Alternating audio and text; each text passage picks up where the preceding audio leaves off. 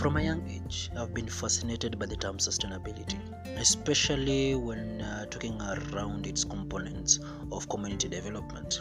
That is, be it entrepreneurship at the entrepreneurship sector or also at community project development. This is basically because I'm coming from Africa in general.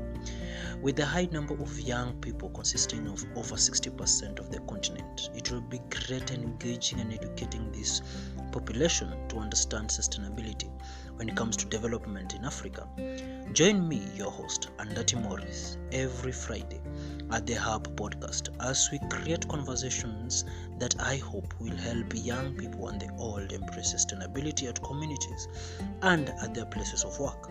We will talk to different experts on sustainability and discuss a range of different topics that will help young people develop either mentally, intellectually, or even economically, thus aiming at re-emerging the African innovative young minds and being able to build on the concept of Africa Rising. Please follow us and like our social media pages, that is Facebook Smart Talk Cafe, Instagram STC254, LinkedIn Smart Talk Cafe, and Twitter STC254. Let's meet every Friday.